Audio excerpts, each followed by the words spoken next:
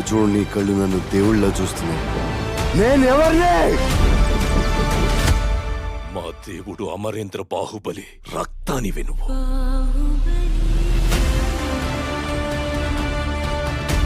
నా ఇద్దరు బిడ్డలకి ఈ సింహాసనంపై సమాన హక్కుంది. పెరిగి పెద్దయ్యాక ఎవరు మహావీరుడవుతారో, ఎవరు దేశ ప్రజల మన్నన పొందుతారో వారే మహారాజు అవుతారు. బాహుబలి నేను చూశాను. చచ్చిన వాడు ఎలా వస్తాడ్రా?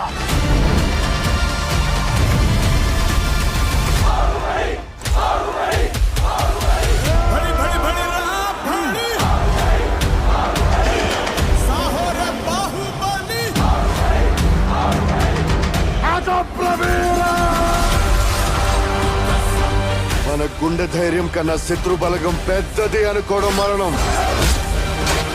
ఆ మరణాన్ని జయించడానికి నేను వెళ్తున్నాను.